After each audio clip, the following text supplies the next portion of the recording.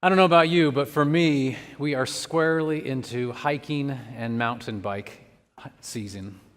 So I've been spending some more time out on the trail.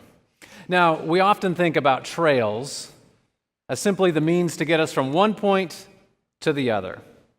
But trails are really much more than that. Have you ever been on a trail and thought about how that trail got there? Did it start out as a game trail, carved into the side of a hill by the local deer? Was it an ancient trade route that had thousands of years of wisdom behind it, as it shows the smoothest, the safest, and the best route? Have you ever wondered what has happened on a particular trail? What stories that trail might hold? It's really easy to apply the metaphor of trails to our experiences. Was it a rocky start or a smooth trek? Was it a mountaintop experience? Did we get bogged down in the mud somewhere along the way? Was it so technically difficult that our eyes were always looking down, busied to avoid stumbling, that we walked right by the most beautiful vistas along the way? Trails are important. They guide us on our way. They hold a certain wisdom. One way to think about our biblical and our faith traditions is as trails, paths that have been worn into the mountains and valleys of human experience over eons and eons. There's another trail. It's called the Camino de Santiago. In today's film, called The Way of All Things, it begins with a frustrated father and son relationship. The father, Tom, has fallen into a life that would probably be defined as successful by most of the world. He's a stable ophthalmologist with a membership and friends at the country club. But it is a stagnant life, one that has buried the death and his grief around the death of his wife under the rubble of worldly success. And to Tom's dismay, his son, Daniel, has chosen the life of a wanderer, seeking experience and adventure first and foremost. The father and the son have chosen radically different paths, different trails in life. Here's a clip from the film that shows a little bit about their relationship.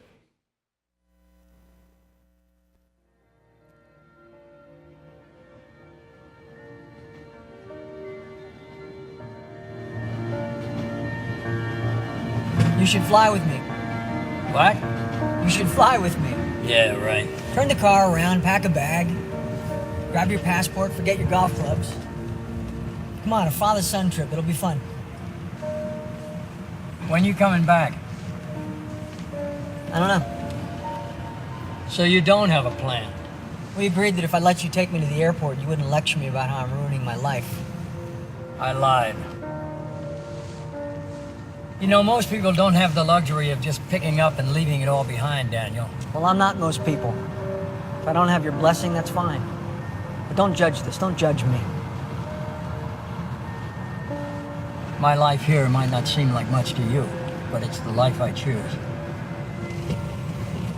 You don't choose a life, Dad. You live one.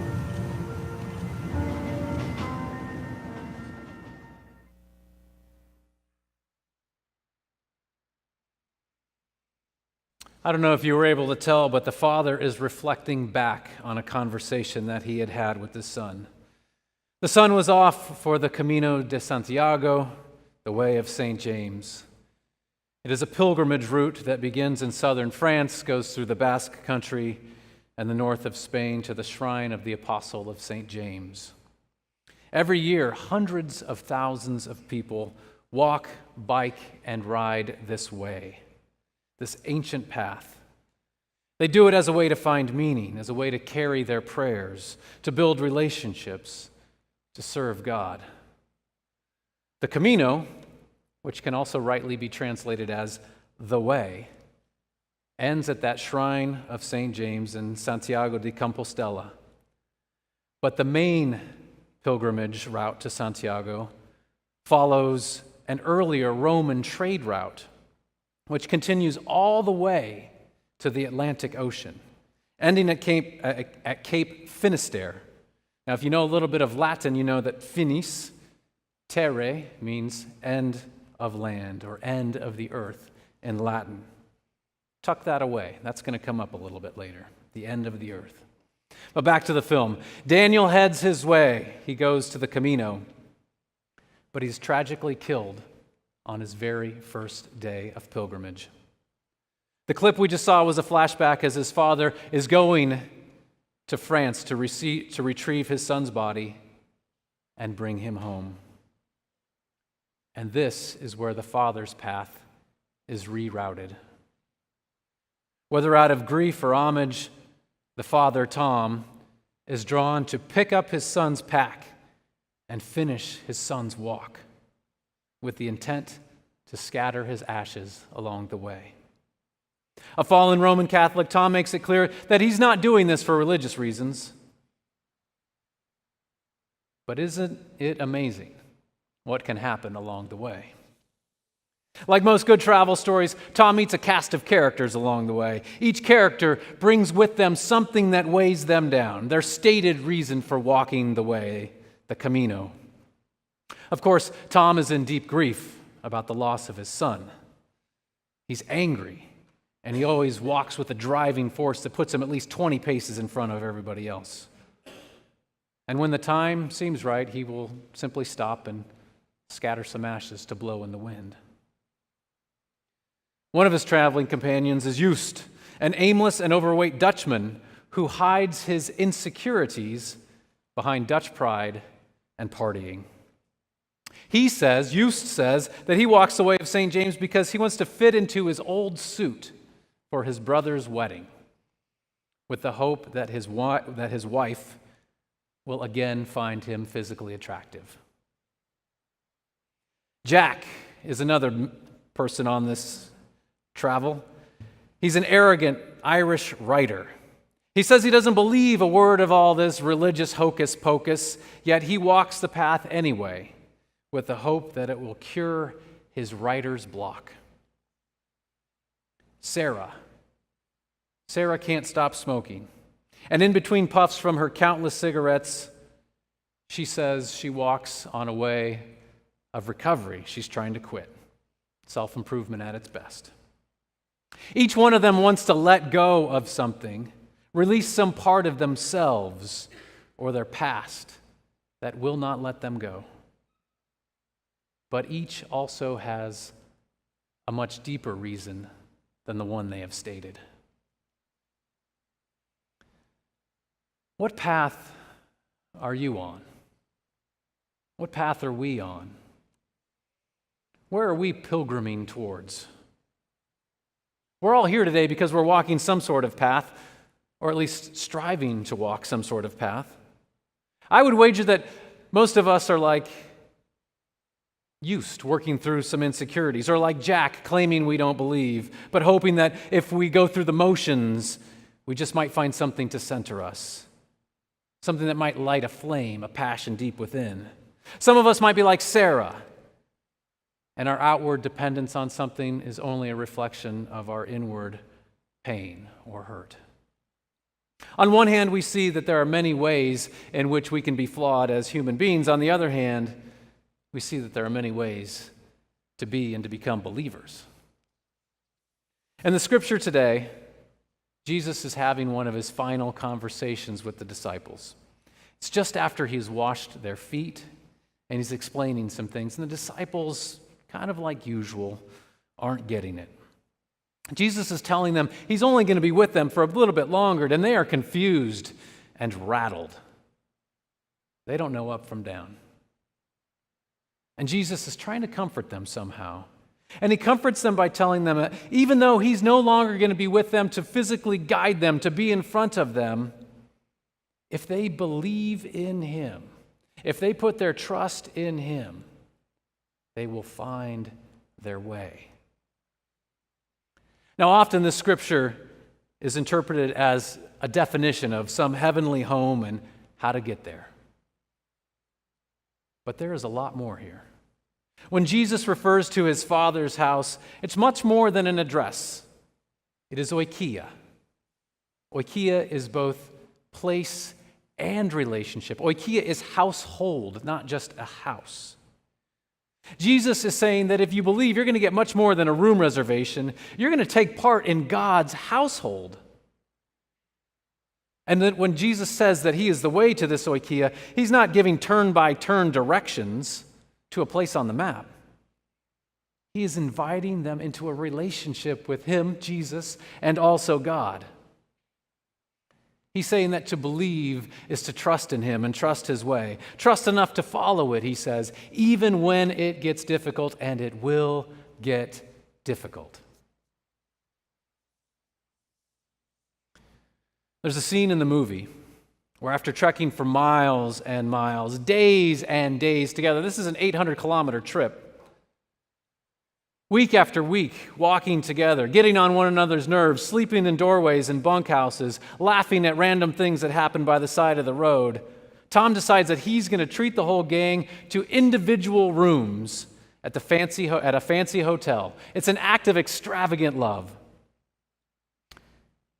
But when it comes time for everybody to settle in for the night, I'll bet you can imagine what happens next. There's a knock at Tom's door. One by one, they each find their way into Tom's room. They can't stand to be alone. They have become part of an oikia. They have become part of a household, not just a place along the way, a state of relationship. After traveling these many miles, they finally make it to the cathedral where the bones of St. James are said to be interred. While there, they experience a beautiful Mass. And this is where they have said that they must part ways. This is where they have said that they must each need to go back to their homes and do what they need to do. But as we see, there's one last thing they need to do.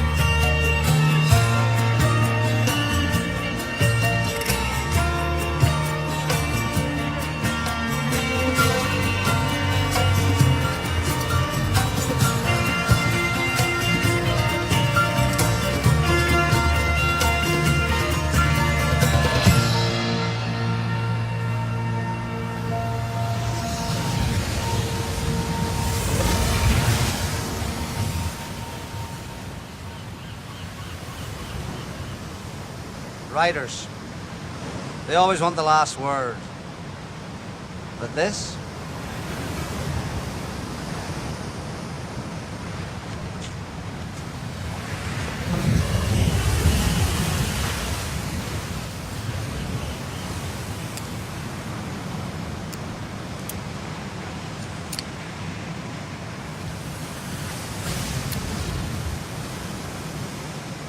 This was never about quitting these things. She knew that.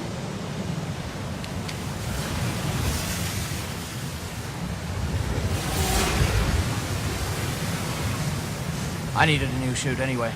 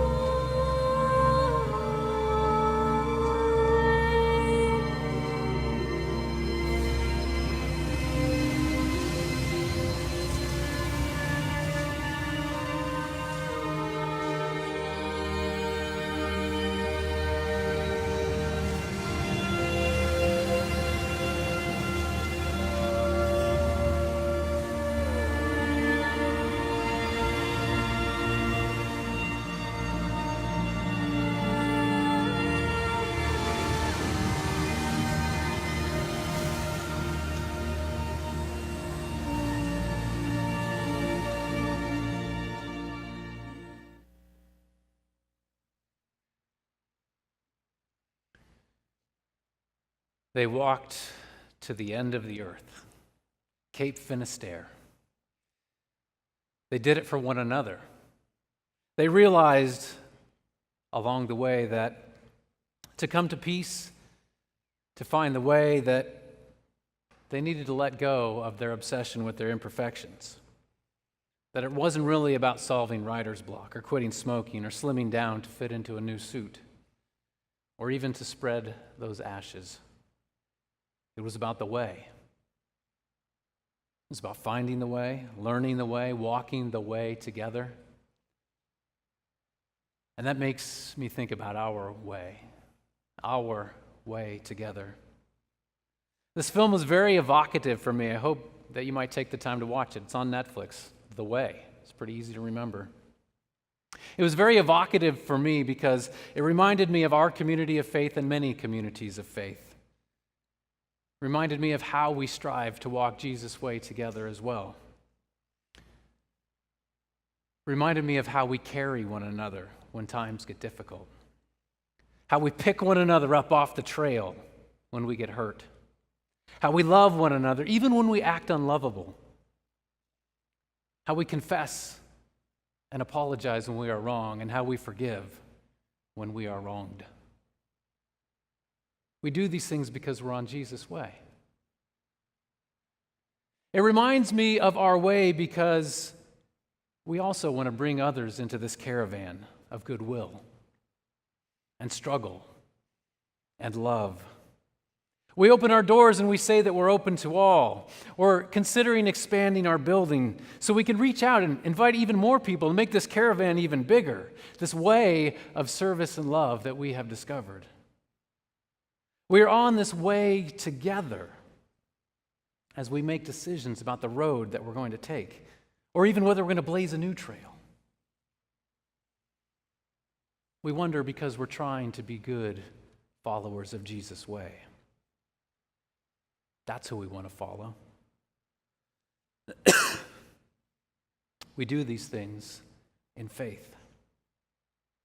And we travel together.